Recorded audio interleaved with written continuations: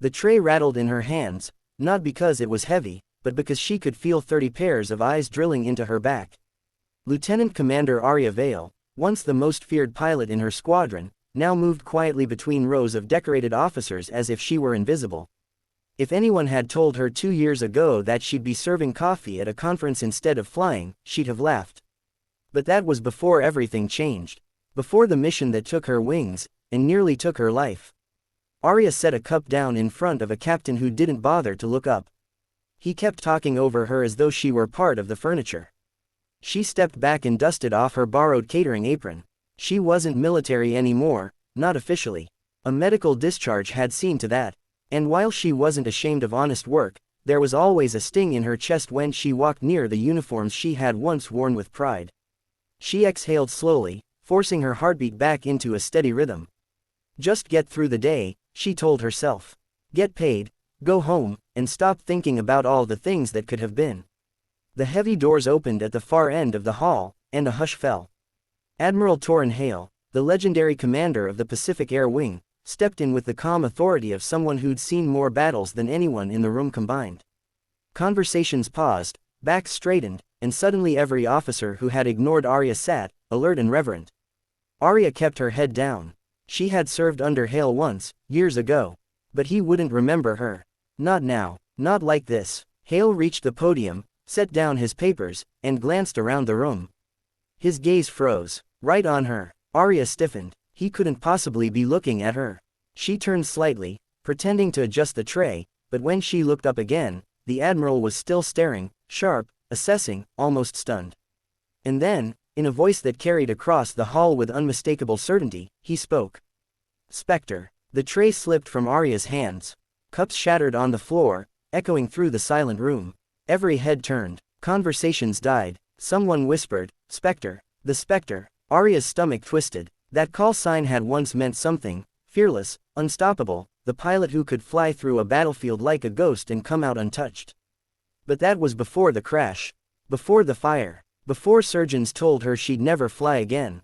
Admiral Hale stepped away from the podium and walked toward her, slowly, as if approaching someone who wasn't quite real. You're alive, he murmured, stopping just a foot away. Arya swallowed, her voice barely steady. Sir, I think you're mistaken. I'm just. Don't, he interrupted gently. I know my pilots, and I'd know you anywhere. A ripple of shock passed through the room.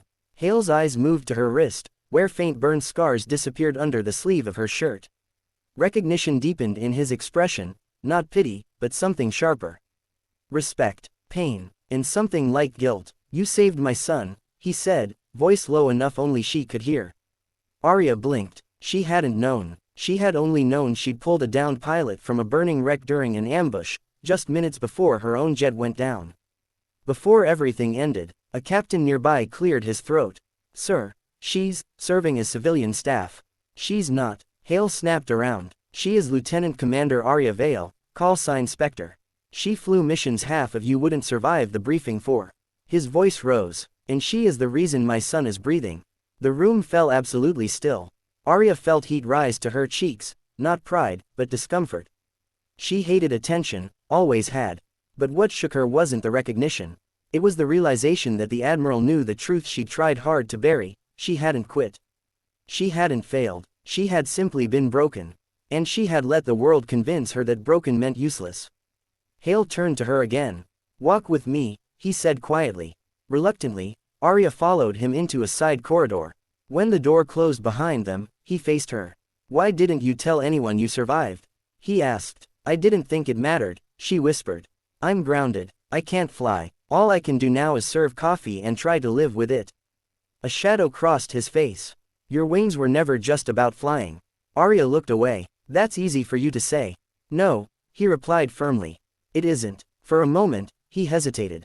Then he opened a folder and handed her a set of documents. What's this? She asked. A proposal. One I wrote myself. We're opening a new program, combat simulation, drone coordination, tactical strategy. We need instructors. Pilots who know what battle feels like. Pilots who know how to survive the impossible. Arya's breath caught. And you want me? Spectre, he said softly, I don't want a legend. I want a woman who kept fighting even when the sky turned against her. She pressed a hand to her chest, feeling a tension she'd carried for 2 years begin to loosen. What if I'm not strong enough? Hale gave a faint, knowing smile. You walked out of a burning aircraft, pulled another pilot to safety, survived surgeries that would have crushed most people, and rebuilt your life from nothing. His voice gentled. I think you're stronger than all of us. For the first time in years, Arya felt a flicker of something she thought she'd lost forever, hope. She looked down at the papers in her hands. Her name was printed there. Not civilian staff. Not dishonorable. Not medically unfit. Lieutenant Commander Arya Vale. Call sign Spectre. She exhaled shakily, eyes stinging. I don't know if I can go back. Then go forward, Hale said. Into something new. Something yours. A long silence stretched between them before Arya finally nodded. I'll do it. Hale clapped a gentle hand on her shoulder, the weight of it grounding, anchoring. Welcome back, he said. When they returned to the conference hall, the officers who had ignored her minutes earlier stood up, every last one of them. Not because Hale ordered them to, but because they knew who she was now. Arya didn't want their awe. She didn't need their admiration. But in that moment, standing tall despite the scars beneath her shirt, she felt something she had feared she'd never feel again. Pride, not for the legend she once was, but for the woman she had become.